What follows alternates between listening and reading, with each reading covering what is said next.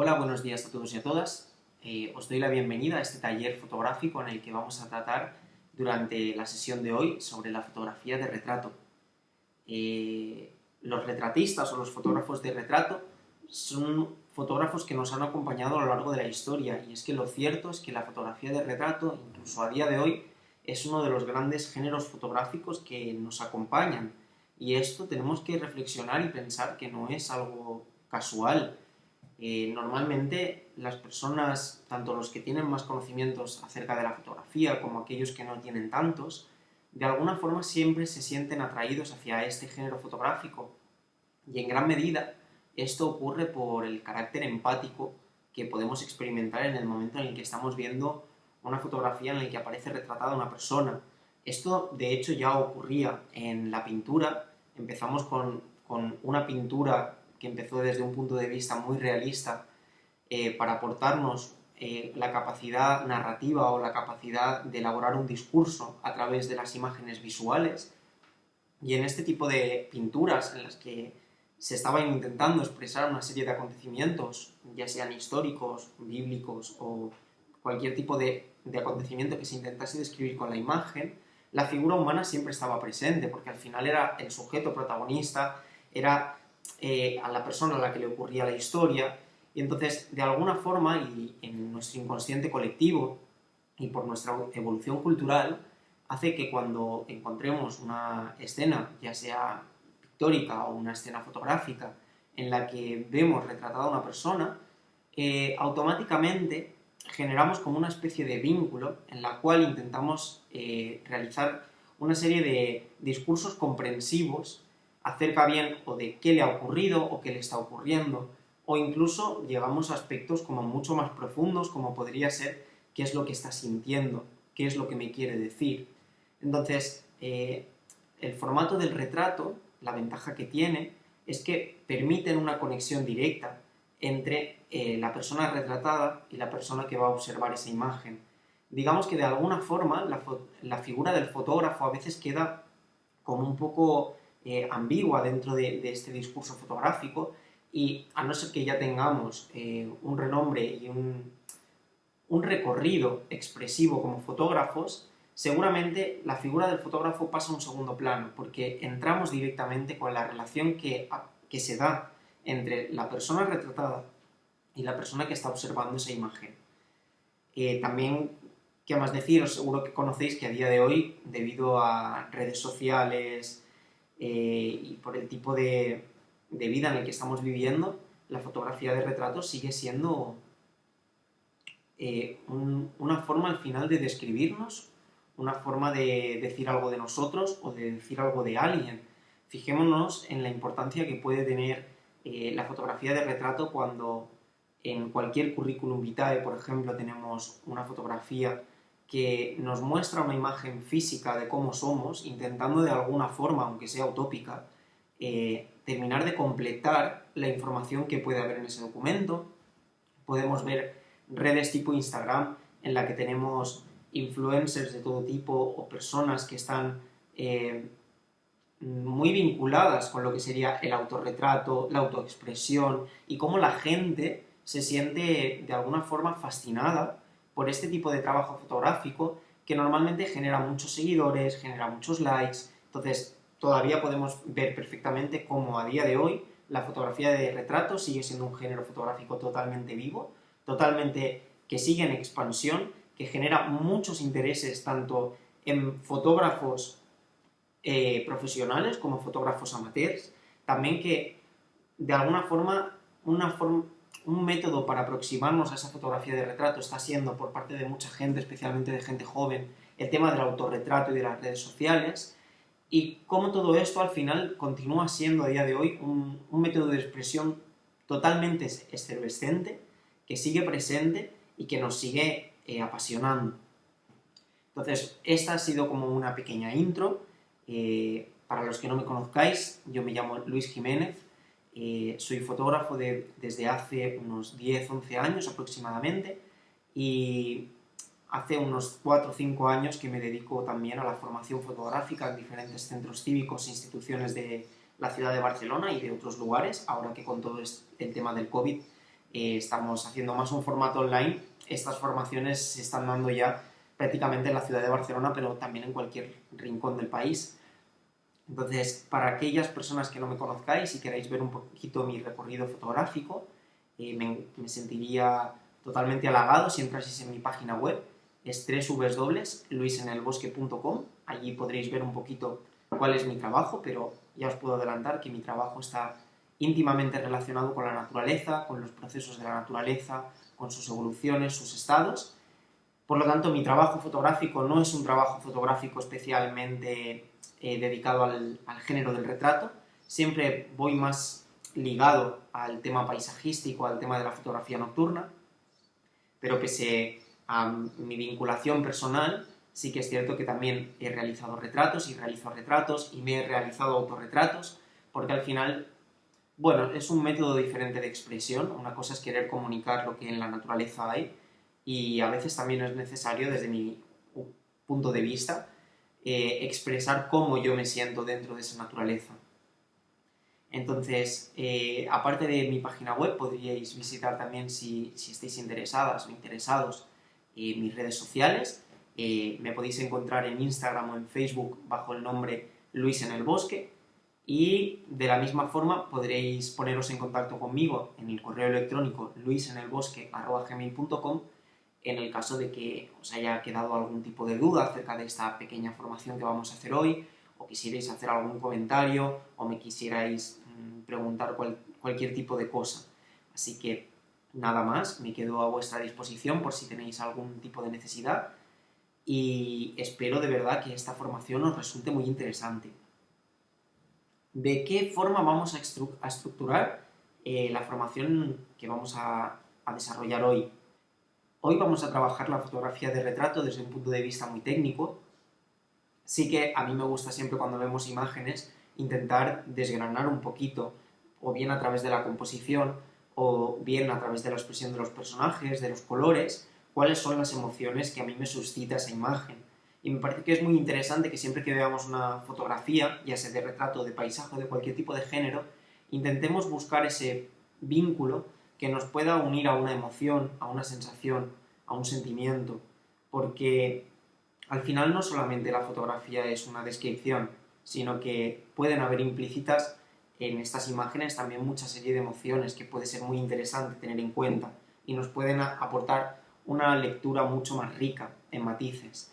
Entonces, digo que va a ser una formación bastante técnica desde el punto de vista fotográfico, porque es una formación que está especialmente preparada, o especialmente diseñada más bien, para aquellas personas que ya tienen un conocimiento previo acerca de lo que sería la fotografía en modo manual.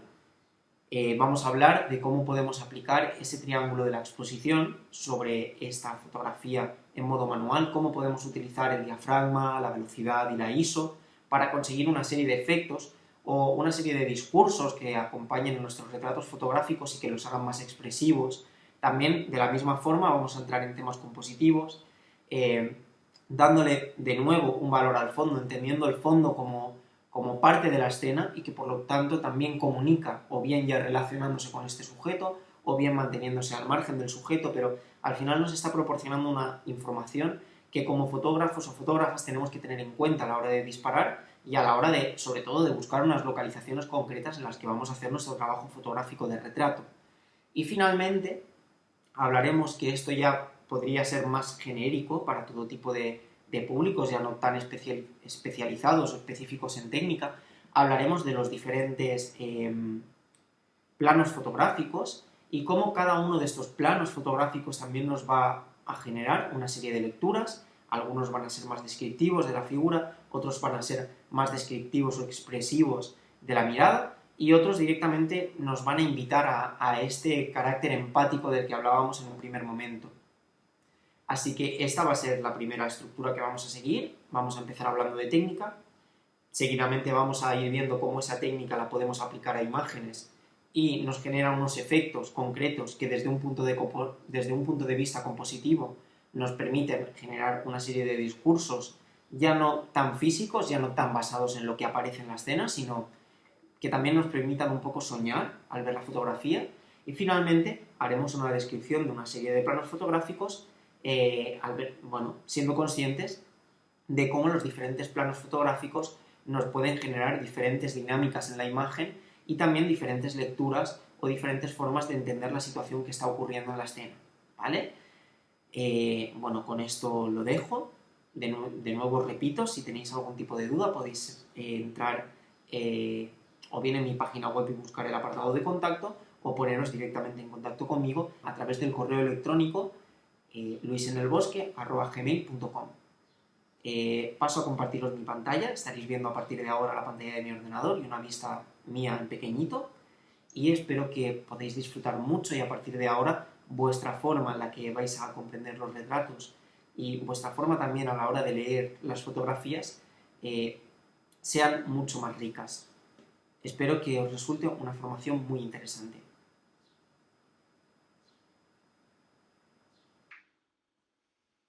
Bien, si todo funciona correctamente, ahora mismo tendréis que estar viendo mi pantalla del ordenador y a mí de forma simultánea. Como os decía, esta cápsula en la que vamos a hablar de fotografía de retrato va a empezar por una parte quizá más técnica en principio, en la que vamos a hablar de este triángulo de la exposición que normalmente trabajamos cuando estamos hablando de la fotografía en modo manual. Recordad que siempre cuando estamos trabajando en modo manual la captura de la luz con nuestra cámara fotográfica tenemos tres valores diferentes con los que podemos trabajar. Por un lado tenemos la obertura del diafragma, por otro lado tenemos la velocidad de obturación o la sensibilidad ISO. ¿Qué es lo que nos ocurre? De forma normal, cuando nosotros estamos buscando cuál es la exposición más correcta para una escena, lo que normalmente hacemos es priorizamos uno de los elementos. Pongamos por caso, voy a hacer una fotografía de paisaje, estoy en los búnkers del Carmel y quiero hacer una fotografía en la que se vea toda la ciudad de Barcelona, el horizonte, la línea del mar, y digo, bueno, como lo que quiero es que todo esto se vea de forma correcta, voy a priorizar el diafragma, ya que un diafragma cerrado me permite tener mucha profundidad de campo.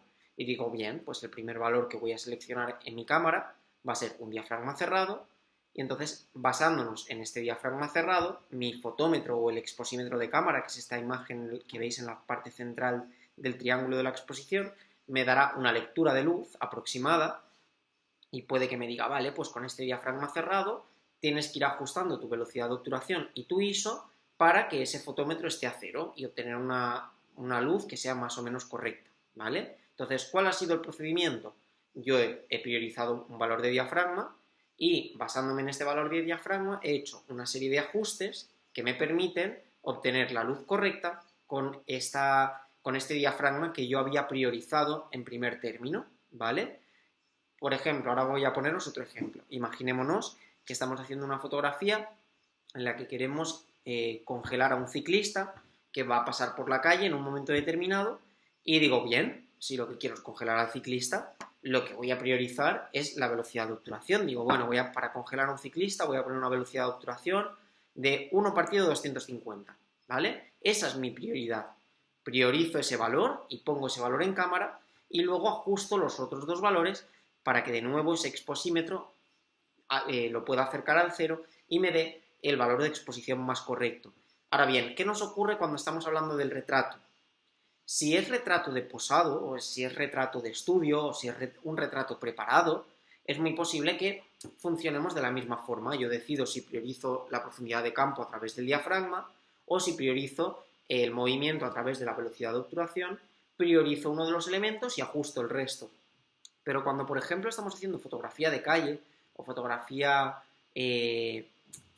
más urbana, una fotografía en la que estamos trabajando el retrato, pero no desde un punto de vista en el que tengamos el control sobre el personaje, donde podamos decirle, ponte aquí, ponte allá, ahora muévete, ahora estate quieto, sino que es algo más improvisado, es algo más de que el personaje no sabe que se está fotografiando, o lo sabe, pero nosotros queremos que sea una escena como muchísimo más natural. Entonces, lo que nos puede ocurrir precisamente en el género fotográfico del retrato y que hace que sea uno de los géneros complejos, es que muchas veces, en lugar de priorizar, por ejemplo, el diafragma o priorizar la velocidad de obturación, lo que hacemos es priorizarlo todo. Es necesario, por un lado, tener un diafragma muy concreto y, por otro lado, también tener una velocidad de obturación muy concreta. Pongo otro ejemplo. Imaginemos que quiero hacer una fotografía de una persona que viene corriendo por un carril bici de la ciudad y estamos en una situación en la que no tenemos muchísima luz en la escena, ya se está poniendo el sol, empezamos a tener la iluminación de las farolas en la calle y yo tengo claro que lo que quiero es congelar el rostro, el gesto de esta persona que viene hacia mí corriendo, el movimiento del pelo, la expresión de la cara. Yo quiero congelar esto. Entonces, quiero priorizar una velocidad de obturación alta que me permita congelar esta expresión.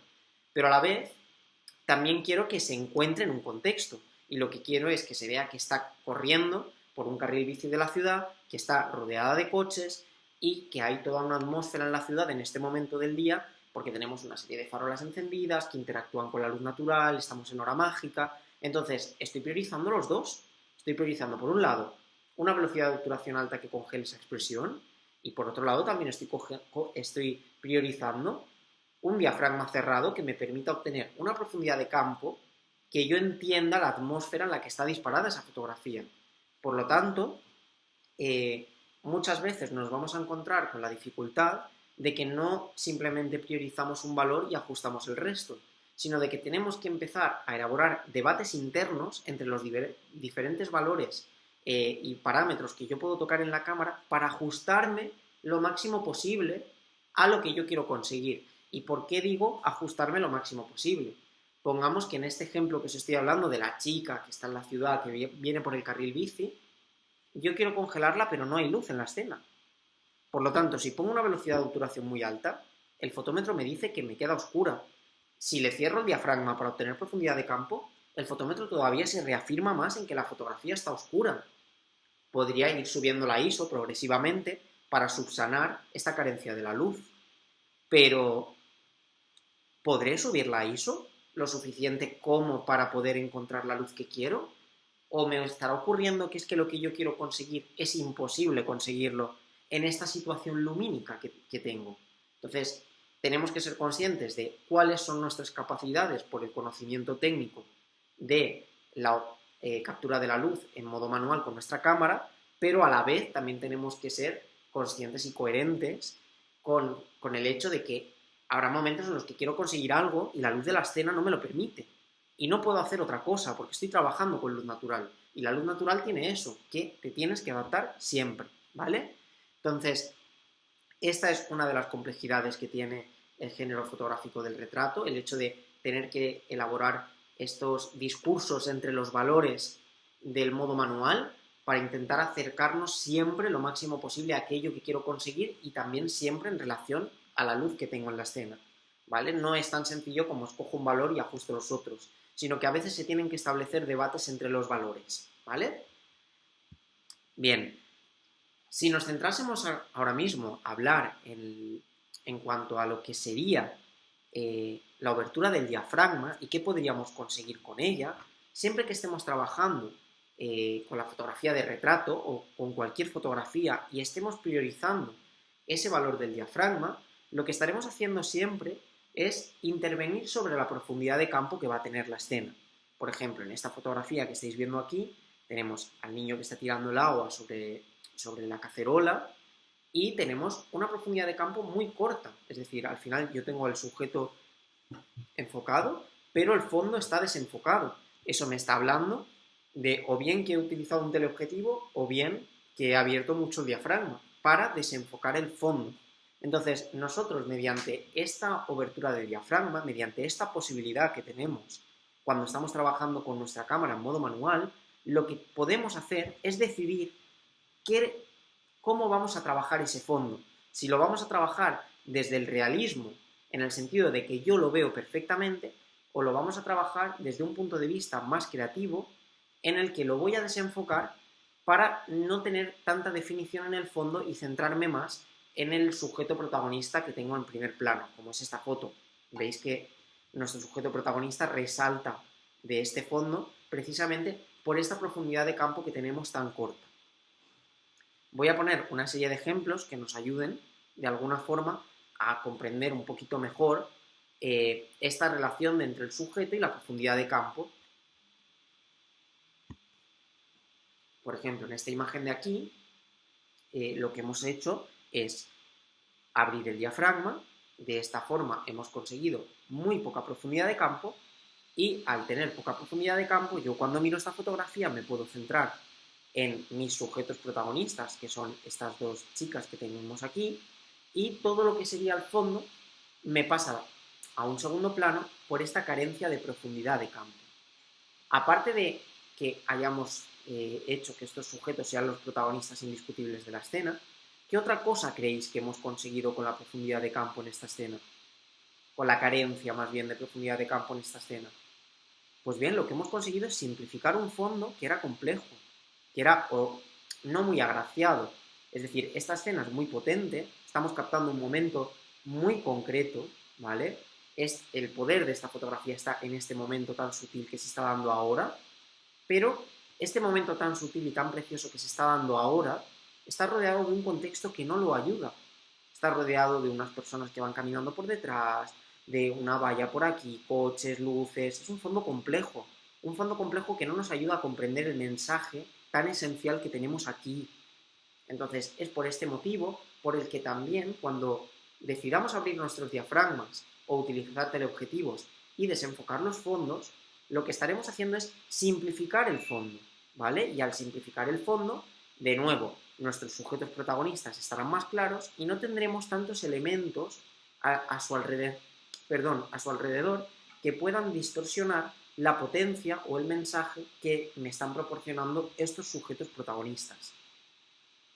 Bien, vamos a pasar a un caso que sea justo al contrario. Si ahora me vengo a esta imagen de aquí, lo que tenemos es una escena en la que todo, absolutamente todo, está enfocado, ¿vale? Yo tengo mi sujeto principal, lo veo perfectamente, y lo que me ocurre es que estoy entendiendo el contexto en el que se encuentra, ¿vale?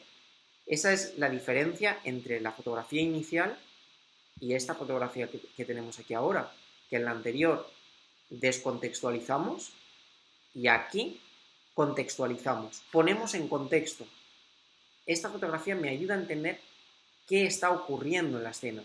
Veo que el personaje está practicando, está ensayando, quizá está en la habitación de un hotel, esta seguramente será o no la funda de la guitarra que tiene en sus manos, se acaba de tomar un té, en un momento dado también puede estar viendo un libro, tiene aquí un zumo, un batido, lo que sea, tiene una serie de lámparas que le están dando una luz concreta, un cuadro en el fondo, esta puerta medio abierta, que no sabemos si es que hay otra persona o es que ahí está el baño y se ha dejado la luz encendida. De repente, fijaros cómo este sujeto protagonista se está no diluyendo, sino entrelazando, se está entrelazando con el contexto. Y el contexto nos está ayudando a describir al sujeto tanto como el sujeto nos está ayudando a describir el contexto, porque hay una relación. ¿Qué ventajas podemos obtener o desventajas podemos obtener en trabajar con mucha profundidad de campo o poca? Imágenes con poca profundidad de campo, como esta, son imágenes directas, son imágenes simples. Imágenes con mucha profundidad de campo son complejas, porque tenemos muchos elementos en la escena que tendríamos que analizar. Entonces, ¿cuál es la dificultad que tienen estas fotografías con mucha profundidad de campo? Sobre todo que tenemos que ser muy conscientes de la composición. Tenemos que aprender a componer. No podemos tener los fondos con los objetos sin control.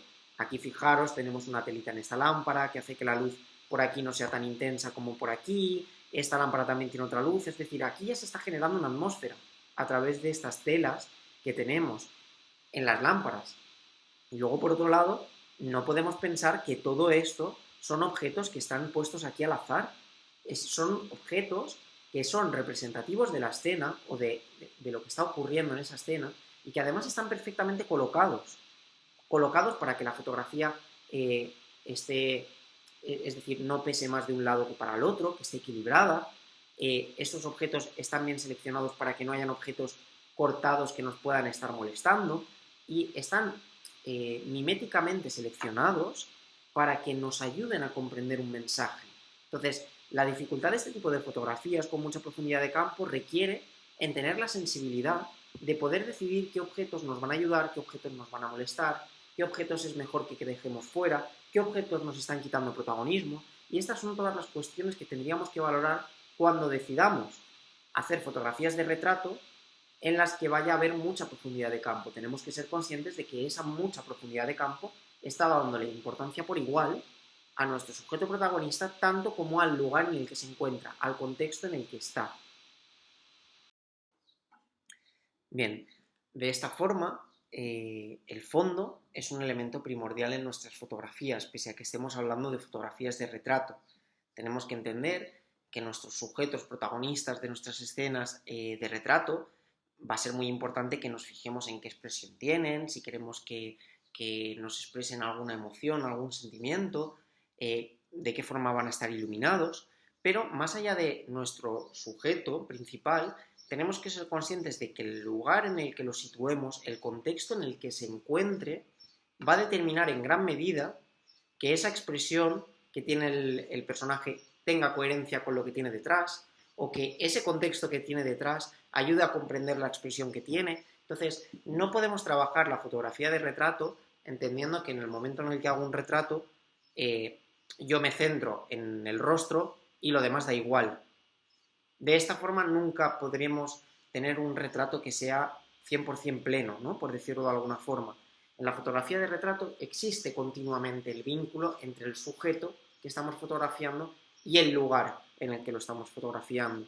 Entonces, es muy importante que aprendamos como fotógrafos, ya para el retrato y para cualquier tipo de escena fotográfica, es imprescindible que aprendamos a darle un valor al fondo, que descubramos que los fondos son tan interesantes o tan importantes como los sujetos protagonistas y que la coherencia que podamos encontrar entre el sujeto y el fondo va a determinar en gran medida que el resultado final de mi fotografía sea interesante o no tenga directamente relación y por lo tanto no me termine de gustar. Básicamente la idea es, tal y como os digo aquí, sin un fondo adecuado es difícil tener una gran fotografía. Si pasamos a la siguiente diapositiva, las imágenes con poca profundidad de campo tienen una serie de connotaciones. Por un lado, para que resumamos, ahora estamos fotografías con poca profundidad de campo. Para empezar, ¿cómo conseguimos estas fotografías con poca profundidad de campo? Si nos centramos en el diafragma, las fotografías con poca profundidad de campo las vamos a obtener siempre que utilicemos diafragmas abiertos. Por ejemplo, un diafragma 1,8, un diafragma 2,8, un diafragma 3,5, este rango de diafragmas. Si utilizo este diafragma me estoy asegurando que el fondo me va a quedar desenfocado. Si no dispongo de lentes que me abran tanto el diafragma, lo que podría hacer es utilizar teleobjetivos. De hecho, en fotografía de retrato se utiliza muchísimo el 50 mm, es un clásico, pero también se utilizan teleobjetivos, un 70 mm, un 100 mm, y esto se hace porque los teleobjetivos tienden a desenfocarnos más todavía al fondo. Pese a poder abrir el diafragma, si utilizo un teleobjetivo, desenfoco más el fondo. Entonces nos ayudan a descontextualizar. Entonces, ¿qué es lo que vamos a generar con estas imágenes que hagamos con poca profundidad de campo, ya sea por la abertura de diafragma o ya sea por el tipo de lente que hayamos puesto en la cámara? Sobre todo lo que vamos a generar es una imagen cuyo fondo se ha simplificado. Se ha simplificado porque ya no tenemos detalles que valorar, ni detalles en que poder centrarnos para intentar establecer un diálogo entre el sujeto y el fondo. Pensad en esta fotografía de aquí, podría ser un parque, podría ser un campo, podría ser... no sé qué es lo que es, pero el caso es que yo no encuentro una relación entre el sujeto y el lugar en el que está, sino que el lugar, lo que hemos hecho ha sido traducirlo a un punto de vista más abstracto, en el cual esas formas, esos objetos más bien, se han convertido en una serie de formas abstractas y de tonalidades de color que me pueden aportar en cuanto a la psicología del personaje, pues por ejemplo entendiendo de psicología del color, o si tengo formas que son más bien redondeadas o son formas puntiagudas, pero ya no es desde una interpretación objetiva, sino que ya habremos pasado el fondo a una lectura subjetiva y dentro de lo que serían los cánones universales de simbología de formas y de colores, nos estarían hablando de ciertas características del personaje, pero desde un punto de vista más abstracto. Por tanto, estas fotografías con poca profundidad de campo lo que van a hacer es simplificar el fondo, simplificar la escena y que harán que nos centremos más en lo que sería nuestro sujeto protagonista. Por otro lado, también nos ayuda a dar orden y prioridad. Es decir, sí, está claro que en esta fotografía se ha priorizado a la chica que está aquí, porque si no se hubiese priorizado a la chica, tendríamos igual de detalle en el fondo. Entonces, de alguna forma nos ayuda a ordenar jerárquicamente la escena. Los elementos que sean importantes, imprescindibles y protagonistas serán los que tienen foco, y lo que esté acompañando como personajes secundarios a los principales aparecerá desenfocado. Y finalmente, desde un punto de vista más simbólico, estas fotografías que tienen el fondo desenfocado nos llevan a obtener connotaciones como más bucólicas, sensibles, dulces. Por norma general son fotografías muy agradables a la vista, porque de alguna forma, fijaros que es muy difícil que yo en mi realidad pueda ver un objeto enfocado y un fondo con esta cantidad de desenfoque como el que tenemos aquí. Entonces, siempre que a nivel fotográfico tengo la capacidad de observar algo que yo desde mi realidad, desde la realidad que yo puedo observar con mis ojos, no lo percibo de esa forma, siempre habrá un extra que nos parece que es pues, más interesante, nos llama más la atención, ¿no? Yo me acuerdo perfectamente, y me imagino que vosotros y vosotras os pasará quizá igual, me acuerdo de la primera vez que hice una fotografía con poca profundidad de campo, que recuerdo que fue en un campo de almendros, en una flor de almendro, haciendo una fotografía de una abeja, y de repente me sentí como muy fotógrafo en ese momento, de decir, ¡guau! Acabo de conseguir, no sabía ni cómo, pero acababa de conseguir que el fondo de las flores del almendro me quedasen súper desenfocados, entonces había cogido un montón de protagonismo la abeja, y me llamó muchísimo la atención precisamente porque yo no tenía esa capacidad de poder ver la realidad desde ese punto de vista. Entonces, estas son algunas de las connotaciones que nos pueden aportar las fotografías en las que prioricemos diafragmas abiertos o teleobjetivos para conseguir poca profundidad de campo. Ahora bien, ¿en qué tipo de fotografías se suele utilizar siempre la poca profundidad de campo y por qué? Pues el gran ejemplo que tenemos normalmente es la fotografía de moda, la fotografía de estudio. Es decir, fijaros que siempre que tengamos fotografías en las que los fondos no tengan relevancia, siempre se va a priorizar una profundidad de campo corta. Es decir, en la fotografía de moda, por ejemplo, está claro que lo que interesa es, por un lado, la expresión que nos pueda dar el personaje, que visualmente el personaje tenga una serie de connotaciones que vayan a favor de la marca, los valores de la marca, etcétera, etcétera, pero el protagonista sobre todo es la ropa. Al final el producto que está vendiendo la fotografía de moda no es al modelo o a la modelo, es la ropa. Entonces, esa ropa es la que está muy bien pensada, si va a estar planchada, si no va a estar planchada, si tiene este color, si tiene el otro color. Es decir, el trabajo del estilista o de la estilista es imprescindible dentro de la fotografía de moda, pero el fondo no. El fondo nos da igual. Puede ser un fondo blanco, puede ser un fondo neutro, puede ser... Otra cosa es que diga, bueno, pues para el tipo de ropa que hay voy a utilizar un fondo de color, pero digamos que el detalle de ese fondo no nos interesa. Lo que queremos es simplemente tener un espacio neutro para que el protagonismo vaya al modelo y sobre todo vaya a la ropa. Seguro que habéis visto colecciones de fotografías de moda, por ejemplo en exteriores, y o bien ese exterior, ese contexto en el que se está disparando la fotografía está relacionado con los valores de la marca, o normalmente también se suele utilizar escenas de poca profundidad de campo, porque al final el fondo nos da igual. Lo que interesa es el sujeto protagonista sin lugar a dudas, ¿vale? Entonces, la moda creo que es el gran ejemplo en el que la gran mayoría de fotografías son con una carencia de profundidad de campo. Evidentemente hay de todo, como en todos los sitios, pero más que nada haceros ser conscientes, y a partir de ahora cuando veáis una revista de moda o fotografía de moda, fijaros en cómo se están trabajando esos fondos en el 70% de los casos.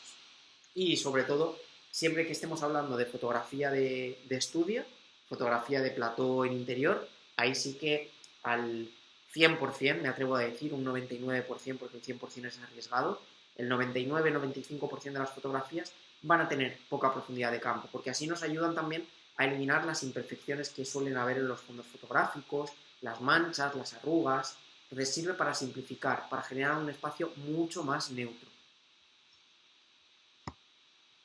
Fijaros, este sería un ejemplo de una fotografía de moda en exterior. y tenemos lo mismo. Bueno, esta fotografía es que la he recortado, ¿eh? Es de moda porque era de moda, de joyas, es decir, es una fotografía más de carácter publicitario. Y de nuevo, fijaros cómo lo que nos interesa es este fondo desenfocado, que quizá estos haces de luces que casualmente van hacia el rostro de la chica nos pueden estar hablando de, por ejemplo, qué es lo que está pensando. Tiene esta mirada, que es una mirada muy expresiva, con la boca entreabierta. Tenemos al final este juego de luces de color amarillo, de color blanco, de color verde, y podría estar hablándonos desde un prisma más abstracto de todo el pensamiento que hay dentro de esta cabeza que nos hace ver esta mirada, o qué es lo que está sintiendo, o no sé, a mí pienso siempre que cuando tenemos escenas con poca profundidad de campo, nos están hablando desde algún punto de la psicología del personaje que estamos retratando, o yo al menos lo vivo desde este lugar, y cuando hago la lectura de las imágenes me ocurre lo mismo, que cuando veo un fondo desenfocado, y es un fondo además tan complejo, tan rico cromáticamente, con tantos puntos, con tantas cosas, siempre tiendo a pensar que me están hablando de esa psicología del personaje o de alguna cuestión más de carácter mental que no tanto de un carácter físico.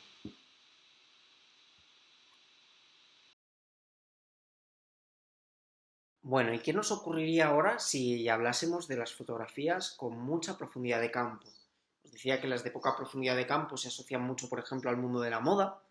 Las fotografías con mucha profundidad de campo se vinculan directamente con un punto de vista por parte del fotógrafo mucho más social, callejero o incluso periodístico.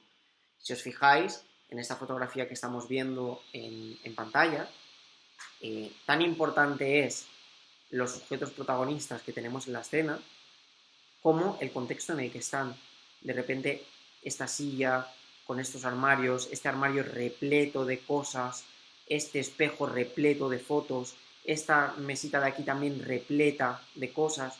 Entonces, de alguna forma, los personajes pueden ser más o menos interesantes, nos pueden reflejar más o menos consideraciones en términos psicológicos, mentales, expresivos, pero en este caso, precisamente, y espero que lo estéis compartiendo conmigo, el contexto nos está ayudando a entender qué ocurre dentro de la cabeza de estos personajes, cómo se organizan en su vida, cómo es su día a día, y no estamos retratando únicamente a un personaje fuera de su lugar, sino que lo que nos interesa es retratar a un personaje dentro de su contexto, a modo de reportaje más social.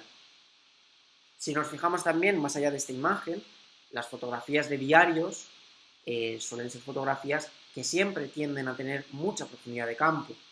¿Por qué suelen tener mucha profundidad de campo? Pues porque nosotros con nuestros ojos siempre vemos la realidad con mucha profundidad de campo, lo vemos todo normalmente enfocado. Entonces, cuando planteo fotografías o cuando planteamos fotografías con mucha profundidad de campo, al final lo que estamos haciendo es que estamos hablando desde un punto de vista más racional, desde un punto de vista más objetivo, y por lo tanto te estoy reflejando una idea de realidad o de falsa realidad. Por eso todo lo que son medios de comunicación siempre se trabaja las imágenes con mucha profundidad de campo, para inconscientemente darnos esta idea de que es una información real, es una información veraz y objetiva. Por otro lado, estas imágenes que tienen mucha profundidad de campo, el extra que nos están proporcionando es que son imágenes que son descriptivas. Son descriptivas de un contexto, son descriptivas de un sujeto, tanto desde el punto físico como desde el punto emocional, y tal y como os decía en la primera fotografía que hemos visto con mucha profundidad de campo, lo que requieren es de muchos recursos compositivos para hacer que esa fotografía tenga cierto orden y que no por el hecho de que sea una escena con mucha profundidad de campo todo se convierta en un caos. Es decir, tenemos que intentar siempre, y esto no lo podemos olvidar, que una fotografía tiene que transmitir un mensaje directo. Un mensaje directo es más fácil transmitirlo con una escena en la que desenfocamos el fondo, pero también es posible que al desenfocar el fondo estemos desenfocando el mensaje, lo estemos difuminando. Entonces, será necesario en algunas situaciones que el fondo esté enfocado, pero al ser un fondo más complejo por estar enfocado, tendremos que saber muy bien cómo seleccionar los elementos que van a aparecer y cómo los vamos a presentar para que esta complejidad del fondo, por el hecho de estar enfocado, podamos corregirla dando un orden y dando una coherencia al fondo, de forma que el mensaje todavía sea más contundente, que el mensaje sea más poderoso. Bien, las imágenes que trabajamos con mucha profundidad de campo, al final lo que estamos haciendo es buscar una relación entre el sujeto y el contexto. La imagen que estábamos viendo anteriormente, desde mi punto de vista muy subjetivo, yo estaba entendiendo una relación entre el sujeto y el contexto desde un punto de vista muy psicológico.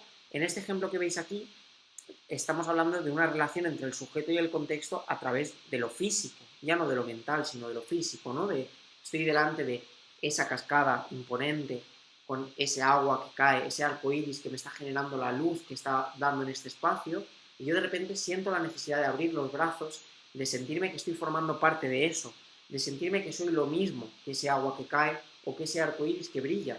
Entonces, estoy estableciendo una relación sujeto-contexto, pero es una relación física. Ya no hay un carácter tan mental, me invita más a una relación física. Lo importante es que da igual que sea física o mental.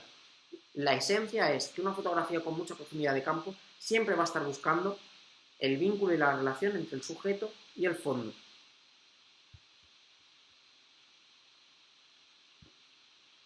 Aquí tenemos un ejemplo de una fotografía con mucha profundidad de campo. Fijaros cómo, de nuevo, son escenas que son más complejas, ¿vale?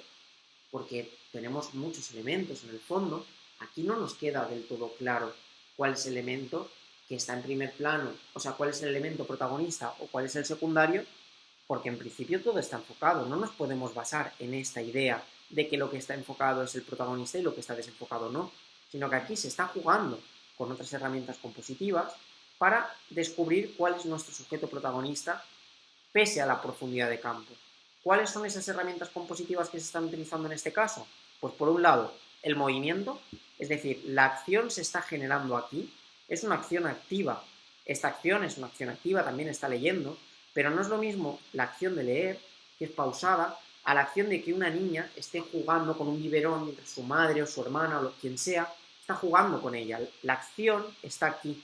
Por lo tanto, la acción nos llama la atención de la mirada. Luego, por otro lado, fijaros en algo muy curioso. Tenemos una zona muy oscura y un rostro muy iluminado que sale de esa zona oscura. Y por otro lado tenemos una zona muy iluminada con un rostro oscuro. Por lo tanto, este contraste del blanco y del negro nos está haciendo que de nuevo, vuelva a ser un centro neurálgico de nuestra fotografía y sea un sujeto protagonista.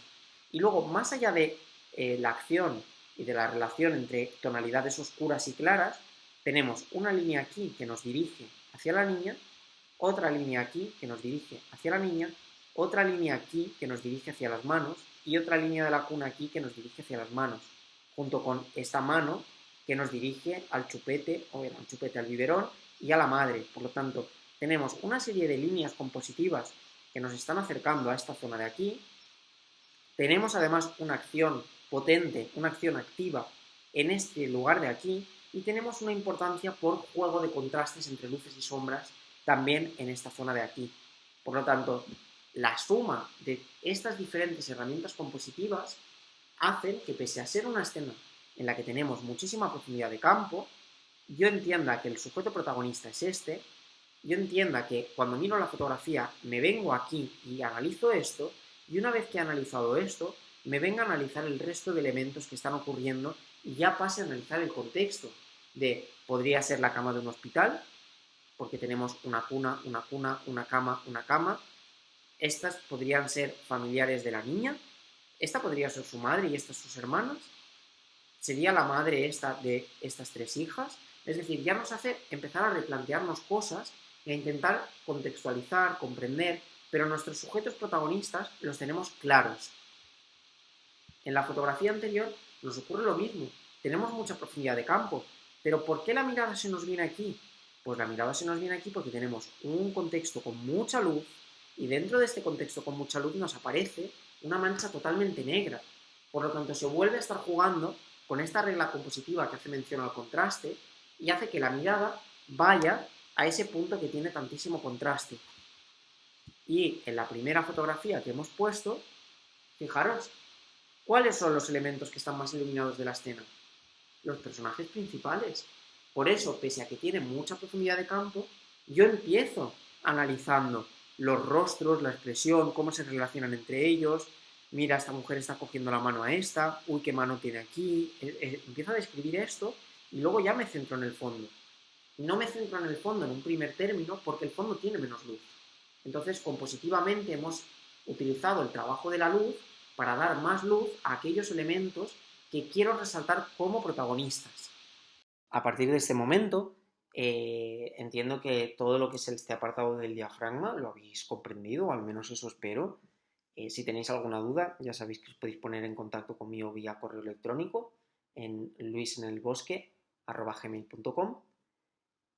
Ahora mismo ya tenemos esta primera parte dentro de lo que sería la técnica fotográfica en modo manual relacionada con el diafragma y su profundidad de campo. Ahora nos vamos a pasar a hablar de la velocidad de obturación. Como ya sabéis, mediante la velocidad de obturación lo que podemos decidir es si queremos congelar el movimiento que hay en una escena o si por el contrario lo que queremos es que la escena nos muestre ese movimiento. Entonces tenemos que entender que en retrato tan correcta sería utilizar una técnica de velocidad de obturación lenta como rápida. Al final un retrato no solamente es un retrato en el que nos aparece un rostro totalmente definido, con una serie de connotaciones, con una serie de facciones. En un momento dado también poder retratar el rostro con cierto movimiento, pasando ese rostro a un plano más irreal, también puede ser muy interesante, o incluso que ese retrato se encuentre en un contexto con movimiento y que el movimiento del contexto aparezca en movimiento. Entonces, el tema de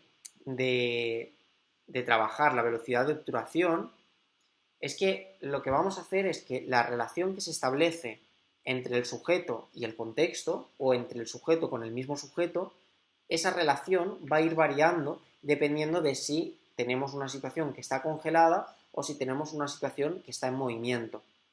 Por ejemplo, esta fotografía que estáis viendo en pantalla, evidentemente es una fotografía que está congelada, es una fotografía que está muy bien pensada, que tiene luces artificiales, tiene flashes, pero más allá de todo el rigor técnico en un sentido de la iluminación, fijaros que tenemos como esencia una fotografía en la que tenemos un personaje que está congelado, ¿vale? Mirad las rastas, entonces tenemos la fuerza en este pelo, que es la acción potente, y este movimiento del brazo, que es la acción potente. De nuevo, este brazo está más iluminado en contraste con el fondo, por lo tanto, este brazo adquiere protagonismo, pero no es una fotografía con una velocidad de obturación rápida, porque fijaros la estela del coche que nos pasa por detrás. Es una fotografía con una velocidad de obturación lenta, solo que el movimiento del personaje se ha congelado a través de flashes de estudio. Entonces, ¿por qué complicarnos tanto, no? Podríamos pensar, ¿y por qué complicarnos tanto? En congelar el movimiento, pero a la vez que salga movimiento por la parte de detrás. Y pues una es, si disparamos fotografías en un entorno nocturno, no hay luz, es de noche, muy posiblemente nuestra velocidad de obturación baje. Y si yo quiero congelar movimientos en un entorno nocturno en el que no hay luz, pues quizá tendré que congelar el movimiento ya no con la velocidad de obturación, sino con el destello. Es decir, yo puedo congelar fotografías con el destello de un flash. Aquí se ha congelado el movimiento con un flash, pero de alguna forma también se ha buscado que este coche pase y nos deje este halo. ¿Por qué? Porque genera dinamismo en la escena. Porque de repente nos está hablando desde un plano mucho más surreal. Es decir, no sé qué es esa línea, pero hay una línea que está atravesando todo el plano fotográfico. ¿Y qué es eso? ¿Y qué son todas estas líneas que tenemos, por ejemplo? A ver si me deja hacer zoom. ¿Qué son todas estas líneas que tenemos, por ejemplo, aquí? ¿Qué es todo esto? O sea, estamos hablando de una realidad irreal y de un personaje que está en un momento muy concreto, con una expresión muy clara, con un movimiento. Nos está hablando del personaje también, este fondo.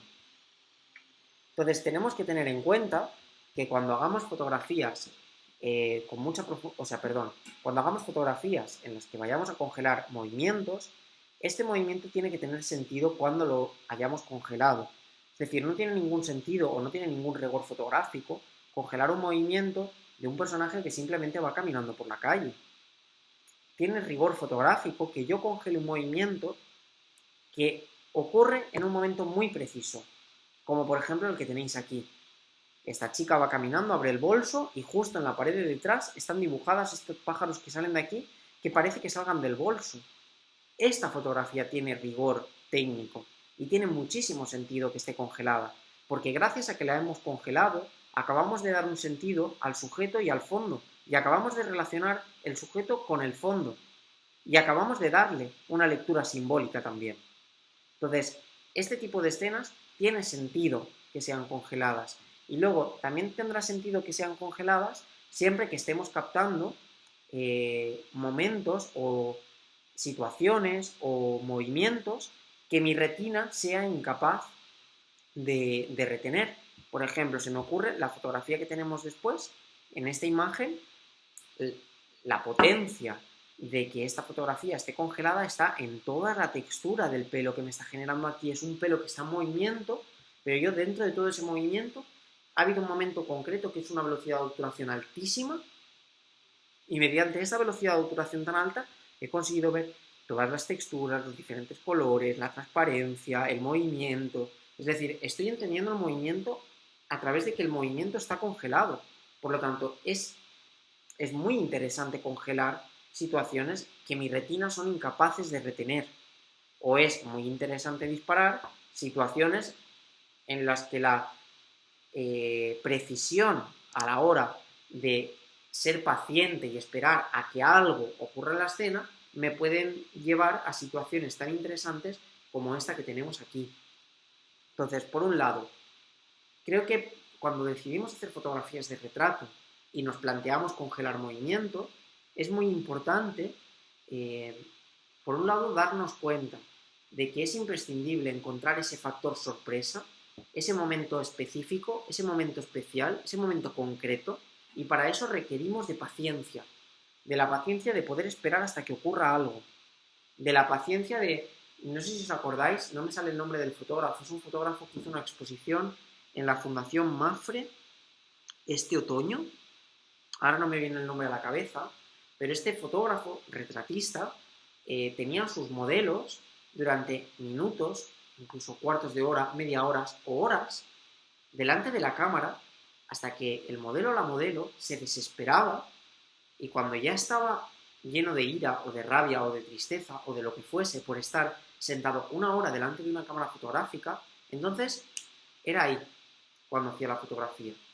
Es decir, el fotógrafo tenía la paciencia de estar una hora mirando por el visor, esperando a que el personaje que fuese a retratar entrase en cólera y en ese momento era cuando disparaba la fotografía. Entonces creo que esperarnos al factor sorpresa es imprescindible para obtener un resultado fotográfico basado en congelar un movimiento que tiene sentido. Y luego, por otro lado, creo que también es importante que seamos conscientes de que cuando estamos haciendo una fotografía con una velocidad de obturación muy alta, también volvemos a estar hablando desde un plano mucho más racional, porque yo todo lo comprendo con una serie de movimientos, pero movimientos que están congelados, es como si fuera una consecución de fotogramas de vídeo, pero no puedo ver la estela de una mano, no puedo ver la estela de un coche que pasa por la calle. Entonces, siempre que estoy dejando ver estelas en mi escena, lo que estoy haciendo es hablar desde un punto de vista que ya no se acerca tanto a la razón y que se puede acercar mucho más a la emoción o se puede llevar mucho más a la creatividad o a la sensación o a la emoción o al sentimiento, ¿vale? Entonces, de nuevo, se nos abren dos paradigmas. La razón, la emoción, razón congelado, emoción movimiento. Al igual que con el diafragma teníamos razón, emoción, razón, mucha profundidad de campo, emoción, poca profundidad de campo. Bien, vamos a ver otro ejemplo con mucha profundidad de campo, sí, y además con movimientos congelados. Fijaros el contexto. Tenemos una ciudad, en medio del centro de la ciudad tenemos un niño que está haciendo pipí en una alcantarilla y a la vez un grupo de turistas que se están subiendo en un taxi. ¿Quién es más importante, este o este? Ninguno de los dos. Los dos nos están hablando de una realidad y es en medio de una ciudad que puede estar invadida por el turismo, Barcelona podría ser un buen ejemplo, aunque ahora no sea lo más concreto, tenemos otras realidades que suceden y conviven con esto. Entonces, esta fotografía nos está hablando de una convivencia, Nos está hablando de dos realidades paralelas que funcionan al mismo son.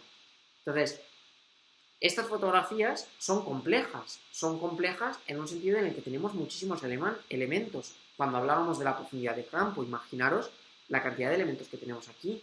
Pero esta fotografía tiene que tener un orden de lectura, pese a esta profundidad de campo tan extrema que tenemos.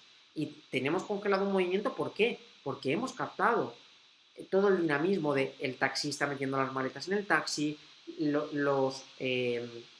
las personas que se iban a subir en el taxi atareadas con su mochilita, su mochila, su maleta, tal. Y mientras este niño aquí mirándolos, como si nada ocurriera, como si no fuera con él, haciendo pipi. Entonces se está congelando una acción que ocurre en un momento muy concreto. Por eso se congela. Y se le está dando mucha profundidad de campo porque a la vez se quiere situar en un contexto. Ahora bien, en términos compositivos, hagamos un análisis. Un sujeto que nos llama la atención por oscuro sobre claro, la mirada directamente nos lleva a hacer una línea que seguimos, en plan, ¿a dónde mira? Venimos aquí, vale, unos taxistas que se suben en un taxi. El taxista, claro sobre oscuro, nos indica una dirección y la línea roja nos indica una dirección. De forma que cuando yo miro esta fotografía, empiezo en esta alcantarilla y en el niño haciendo pipí, la mirada del niño me lleva a la acción que está ocurriendo en el taxi y la fuga de la calle junto con la dirección del taxi me lleva a salir por esta parte de la fotografía. De forma que mi recorrido es hacia aquí y de aquí hacia el fondo. Hago un recorrido completo de la escena, comprendo la totalidad de la escena porque la escena tiene un orden. Y congelo el movimiento porque estoy hablando de un momento muy fugaz, de un momento muy preciso, de un momento muy concreto. ¿Vale? Ahora bien, si nos ponemos con fotografías en las que tenemos velocidades de obturación lentas, estas fotografías ya no son tan comunes. Es cierto que la fotografía con tiempos de obturación lento supone un reto técnico, porque puede que necesitemos un trípode, o si no necesitamos un trípode vamos a necesitar un punto de apoyo. Son escenas que se controlan mucho menos, porque dependiendo de la velocidad que tenga el personaje que estemos fotografiando, el nivel de estelas y de alguna forma, ¿cómo lo podríamos decir? El nivel de estelas y de abstracción va a ser variable, entonces no tenemos absolutamente nada de control dentro de esta fotografía con tiempo de obturación lento, pero lo que sí que sabemos es que estamos hablando desde un punto de vista mucho más creativo, desde la expresividad personal, o que al menos nos están alejando de cómo yo percibo la realidad a través de mis ojos y la interpretación de mi cerebro. Entonces, son fotografías que nos acercan mucho más a lo creativo, o que nos acercan mucho más a la fotografía de autor. Por ejemplo, en esta escena de aquí, a ver si puedo hacer un poquito de zoom. Fijaros, se nos está hablando de una ciudad, contexto urbanita, de movimiento, de dinamismo, el humo que sale de la alcantarilla que hace que este señor se encuentre como en esa especie de bruma, a la vez el movimiento de esta chica. Nos está hablando del carácter caótico de la ciudad, del carácter totalmente, diría orgánico, pero no es orgánico, es móvil, que se fusiona, que se transforma, que cambia continuamente. Nos está hablando de sus valores mediante esta velocidad de obturación lenta. En este caso, por ejemplo, lo que tenemos es un barrido, ¿vale? Se ha hecho una fotografía en la que se ha seguido con la cámara el movimiento del sujeto que se estaba moviendo. Entonces tenemos cierto movimiento en el fondo y de alguna forma congelamos el movimiento del sujeto protagonista, pero es porque estamos acompañando ese movimiento con la cámara. Esta es la técnica del barrido, muy utilizada, por ejemplo, en fotografías de deportes, en fotografías de Fórmula 1, de coches, porque de alguna forma al aportar el movimiento al fondo, lo que nos genera es una lectura muy dinámica y nos ayuda a comprender el movimiento o a dar sensación de velocidad. Entonces, en este caso, fijaros, nuestro sujeto protagonista lo tenemos aquí, sin lugar a dudas. No tenemos poca profundidad de campo, sino que lo que tenemos es un fondo que está en movimiento. Eso nos aporta dinamismo, nos despega al sujeto del fondo, por lo tanto nos queda claro que el protagonista está aquí. Daros cuenta como además tenemos un blanco sobre negro, por lo tanto en términos de color, en términos de contraste, también estamos situando al personaje en primer plano, y además este personaje, a diferencia de todas las otras fotografías que hemos visto, nos está mirando a cámara. Cuando un personaje nos está mirando a cámara, de alguna forma le está dando un mensaje al espectador. Esta imagen, si me quedo en silencio, podéis observar que en esa mirada nos está diciendo algo, que puede ser algo que está relacionada con el señor que la lleva en la bici, que puede ser algo con lo que está en su mente, con el estado en el que está, con lo que quiere conseguir, pero nos está cuestionando a nosotros mismos como observadores. A ver qué más tenemos aquí. Y finalmente, esta fotografía también es una fotografía con un tiempo de obturación lento. Fijaros el movimiento del agua y cómo este movimiento del agua perfectamente nos puede estar hablando de lo que ocurre aquí dentro de esa cabeza. También la posición nos ayuda, esa sensación de estar en el agua, acuclillado, con la mirada quizá perdida.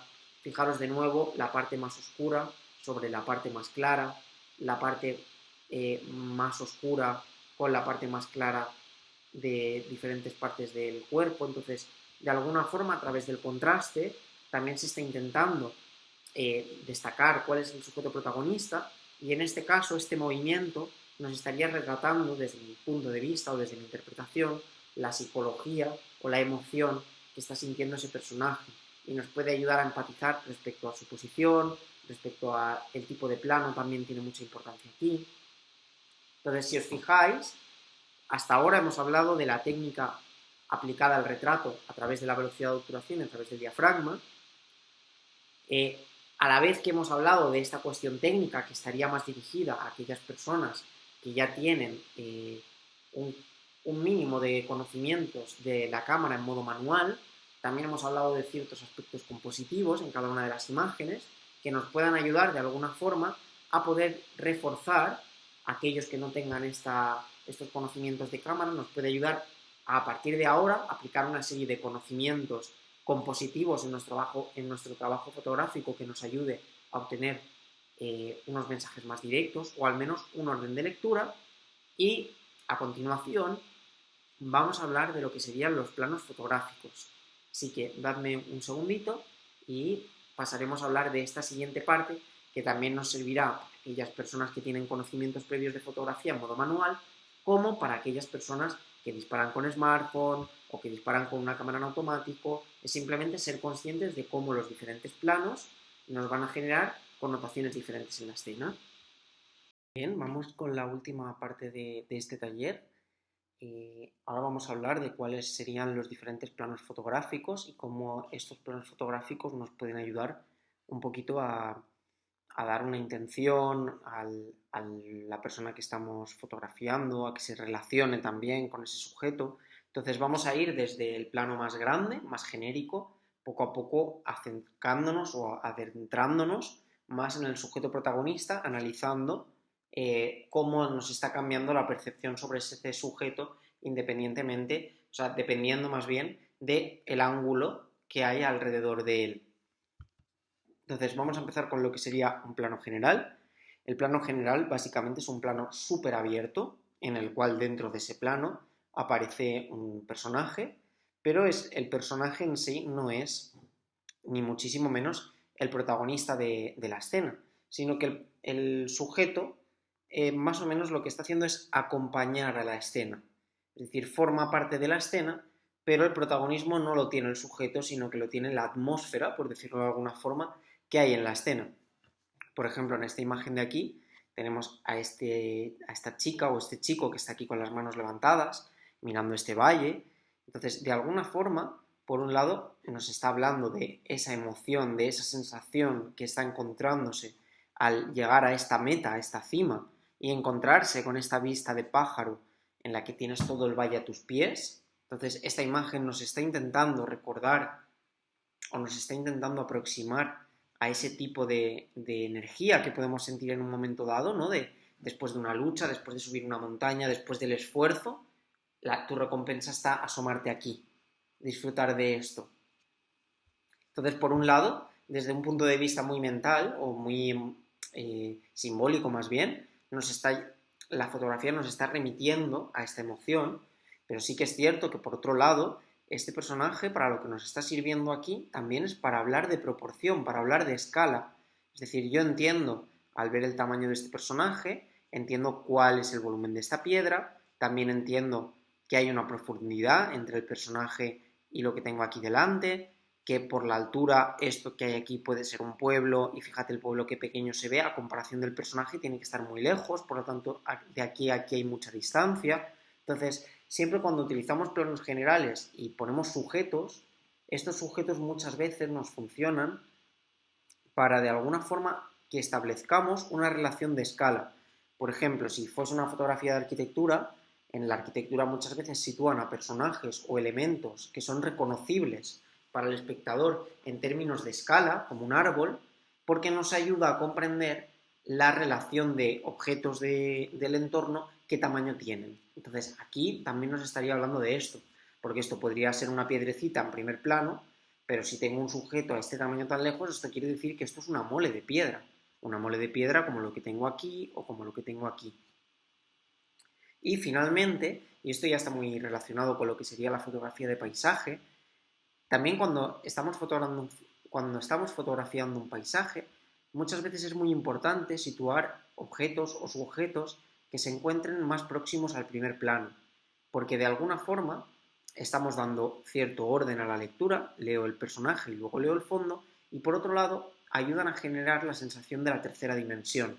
Tenemos que pensar que el soporte fotográfico es un soporte bidimensional y a veces encontrar esa sensación de que la fotografía tiene puntos de fuga y tiene una profundidad, aunque sea por el efecto de la perspectiva, es algo que poniendo un objeto en primer plano y en especial una persona, nos ayuda a establecer estas relaciones de profundidad y por lo tanto a generar de forma más acusada este efecto de la tercera dimensión. Entonces, un plano general es básicamente un plano en el que nos aparece un personaje rodeado de un contexto y ocupa bastante más porcentaje del contexto, ocupa bastante más parte el paisaje o el contexto, ocupa más parte de esa imagen que el personaje. El personaje pasa relativamente desapercibido, siempre se va a buscar que no, como por ejemplo aquí, fijaros, ahí tiene colores muy vivos, incluso negros sobre una zona muy blanca, pero no es un sujeto protagonista clarísimo, sino que está en contexto y es un protagonismo compartido entre el contexto y el sujeto. Por otro lado tenemos el plano entero, que lo que hemos hecho es que ya hemos acotado, ¿vale? Ya no estamos hablando de un sujeto que está en un contexto muy amplio, sino que estamos hablando de un plano que se centra bastante en el tamaño del sujeto, ¿vale? Es decir, el sujeto suele salir en tamaño completo y si en este caso, por ejemplo, porque lo tenemos aquí acuclillado, pero si se pusiese de pie, seguramente abarcaría desde la parte superior hasta la parte inferior. No suele ser un plano excesivamente utilizado. Normalmente a veces se buscan planos que están intercalados entre lo que sería un plano entero y un plano general. Pero normalmente planos en los que aparece un personaje que se le corta por la cabeza casi casi o por los pies casi casi, no suelen ser planos muy utilizados. Se usan, pero no son los más comunes. Entonces, este plano junto con el plano anterior, lo que están haciendo es dar más o menos una importancia equitativa a nuestros sujetos protagonistas con el contexto con el que se están rodeando, ¿vale? Ya sea porque es descriptivo en términos físicos o en términos emocionales, pero el caso es que se está viendo una relación entre ese sujeto y ese contexto en el que se encuentra.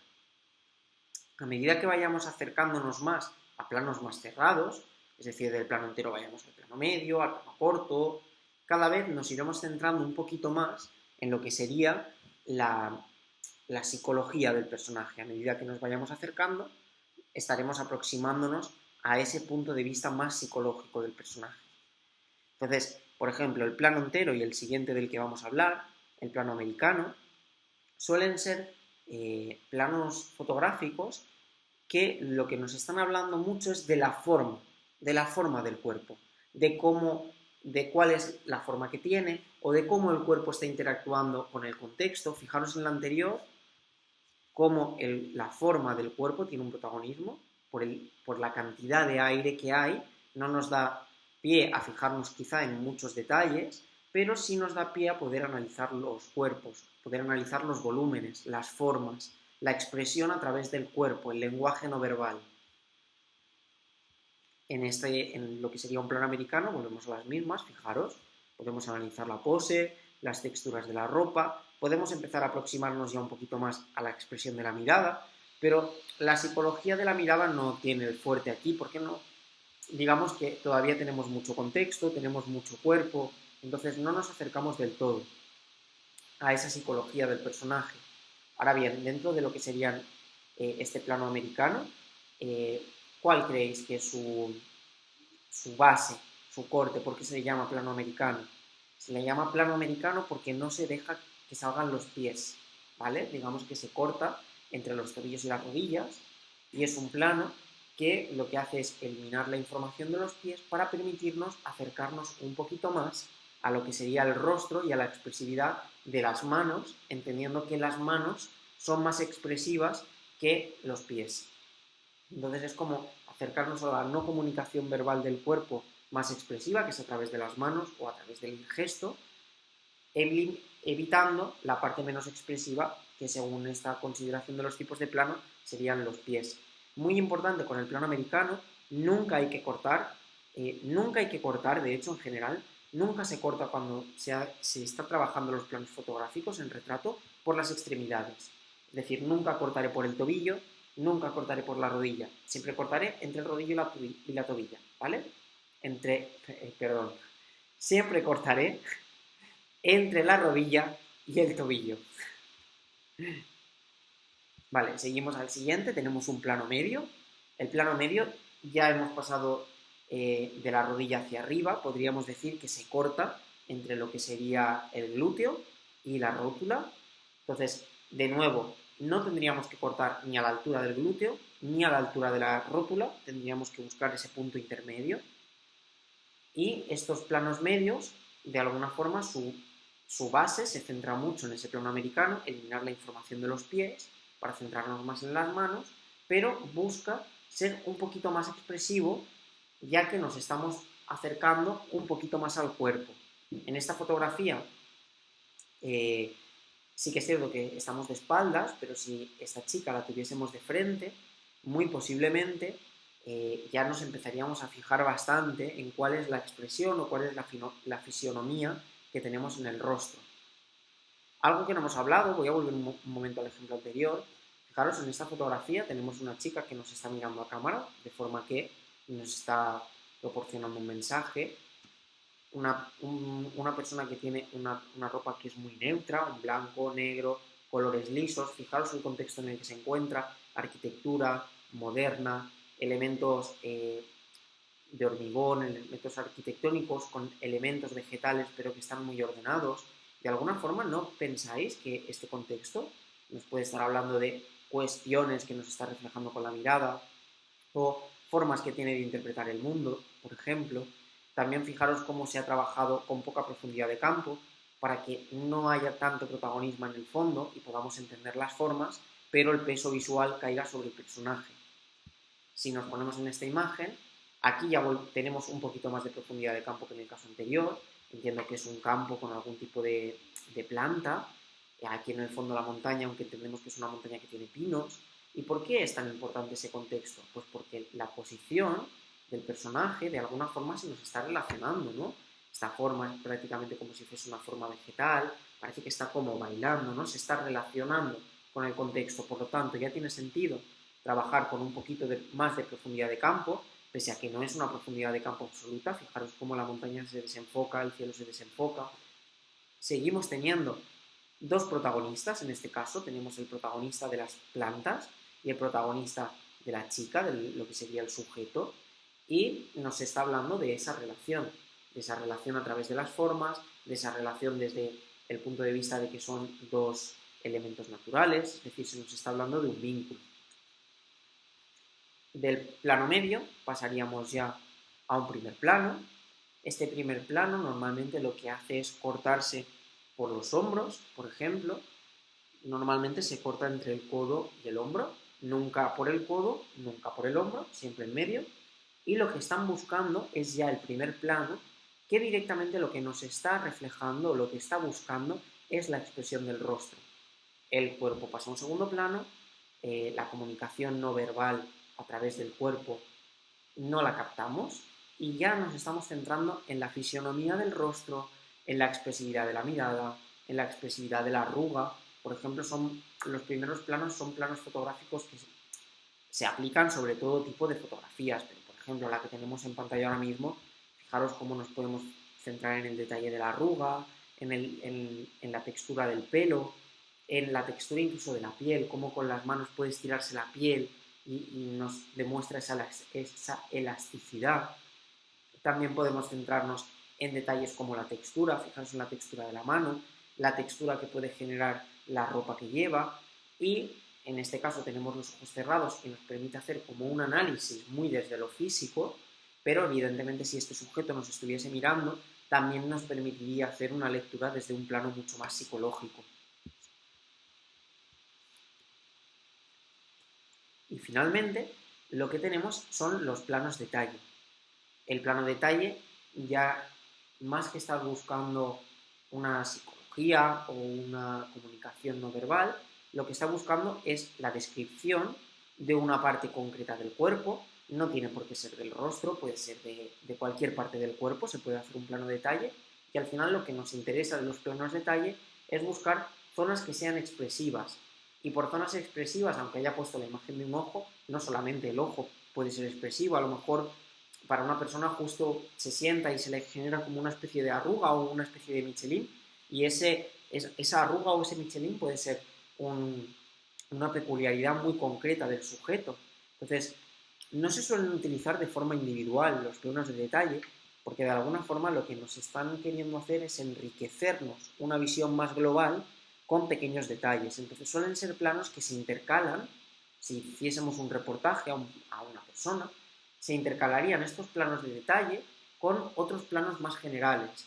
En algunos planos más generales hablaríamos de la expresión del cuerpo, en otros planos más cercanos hablaríamos de un carácter más mental o más psicológico, y luego haríamos pequeños planos de detalle que ayudasen a entender pequeñas facciones o pequeñas características que definen al personaje desde un punto de vista físico y que en el resto de planos no éramos capaces de poder percibir.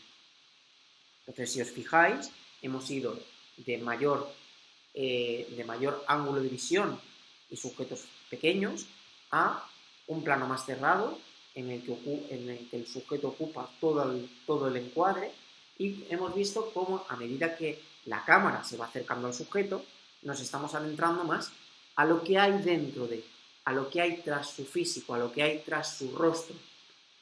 Y sin embargo, cuando estamos hablando de planos muy generales, hablamos de la relación del sujeto con su forma. Y finalmente, para acabar con esta sesión de fotografía de retrato, vamos a hablar también de lo que serían las angulaciones de cámara. ¿A qué me refiero con angulación de cámara? Tenemos que pensar que es muy diferente que yo fotografía a un sujeto a la altura de los ojos, que fotografía a un sujeto desde un punto de vista en el que me posiciono más arriba, o que fotografía a un sujeto en el lugar en el que me posiciono más abajo. Dependiendo de la angulación que coge la cámara en el momento de hacer la captura, si es frontal, desde arriba o inferior, las connotaciones que vamos a generar sobre la imagen son diferentes. De forma que también, a través de la altura a la que sitúe la cámara respecto a mi sujeto, también estaré creando una serie de connotaciones que ya no es que, ¿cómo decirlo? No es que el sujeto vaya a ser más expresivo o menos expresivo, sino que este va a ser de alguna forma la posibilidad de poder mostrar la intención del fotógrafo, ¿vale? Es decir, con lo que hablábamos, por ejemplo, de los encuadres, de los tipos de planos, ahí estamos viendo una intención del fotógrafo, más allá de lo expresiva que pueda ser la persona y más allá de lo impresionante o impactante que pueda ser el fondo. Es decir, según el tipo de plano, estamos viendo cómo ese fotógrafo está teniendo la intención de prestar más atención a un perfil más físico, a un perfil más psicológico, a un perfil más de un detalle, ¿vale? Bien, pues con la angulación de cámara nos ocurre exactamente igual. Es decir, en un sentido cultural, lo que nos ocurre es que dependiendo de la angulación de la cámara, la persona que mira entiende la fotografía desde un lugar y con una serie de connotaciones. Entonces, si el fotógrafo tiene conocimiento de estas connotaciones, puede utilizarlas para reforzar ciertos puntos de vista o para reforzar ciertas ideas. Por ejemplo, el más común de todos es el plano normal. El plano normal, o plano estándar, lo que nos está hablando es que la cámara, el objetivo de nuestra cámara, está situado a la misma altura de los ojos del personaje, ¿vale? Es decir, no hay una angulación ni hacia abajo ni hacia arriba. Por ejemplo, en este caso de esta niña, tenemos un punto de vista, hemos bajado la cámara, ¿para qué? Para que la niña se encuentre con su mirada a la altura de la cámara. Si yo estoy de pie delante de esta niña y le hago una foto, tendría que hacer un picado, ¿vale?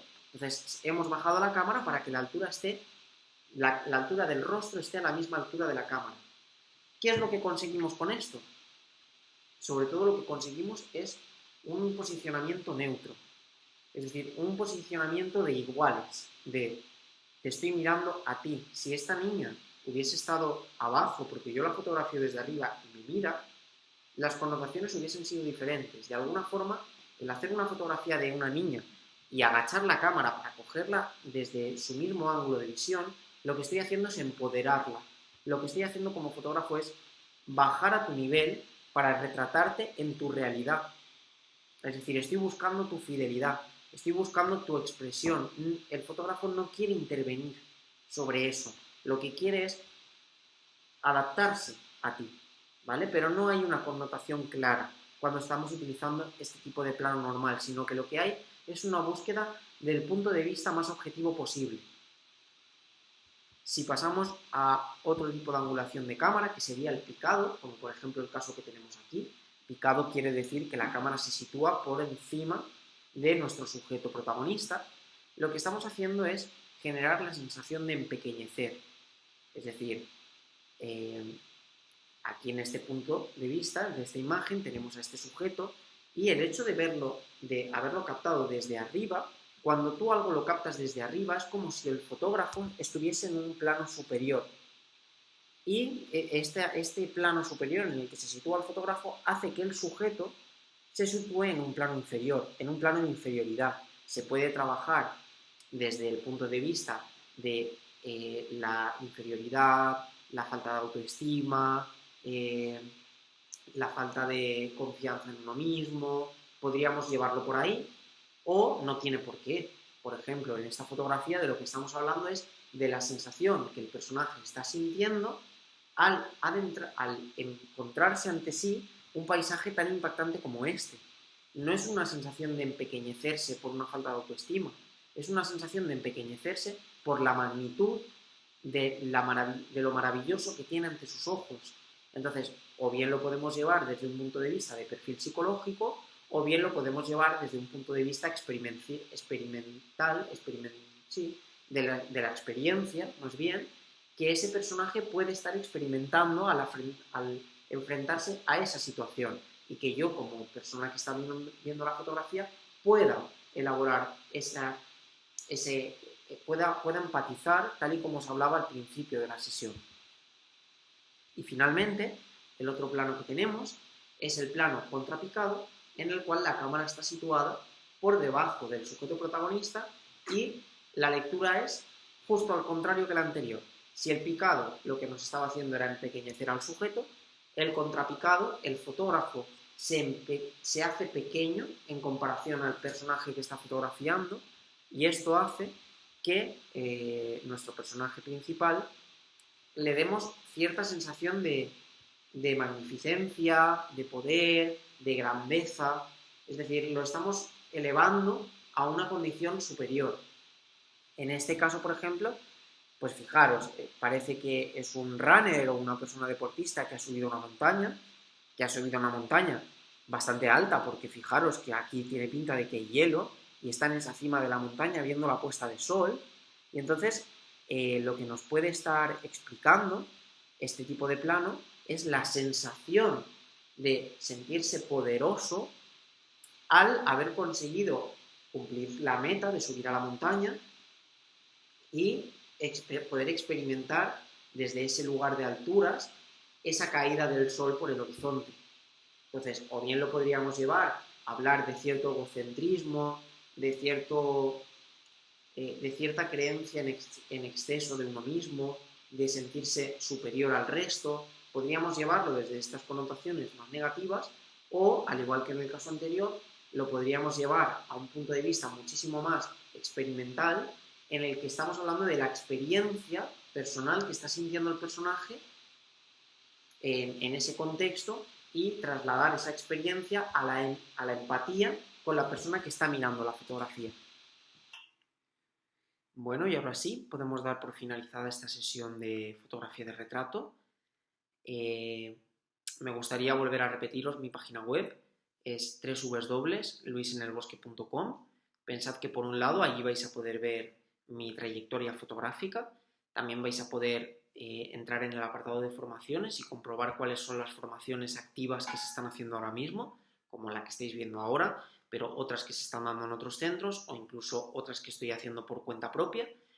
Y de nuevo os dejo también mi correo electrónico aquí escrito por si ahora que vais a poner en práctica todos estos conocimientos conceptuales os surgiese alguna duda y os pudiese ayudar a resolver o si necesitáis algún tipo de consejo. Entonces, mucho ánimo, mucha fotografía. La fotografía de retrato es un género fotográfico difícil, no difícil queriendo deciros que no lo vais a conseguir, ni muchísimo menos, sino que quiero decir que al final tenemos un personaje, ese personaje dice muchas cosas, tenemos un contexto, ese contexto dice muchas cosas, tenemos que encontrar el equilibrio, tenemos que tener las ideas muy claras de lo que queremos decir. Podemos también hacer retratos en los que simplemente tenemos una persona, le hacemos fotos y punto.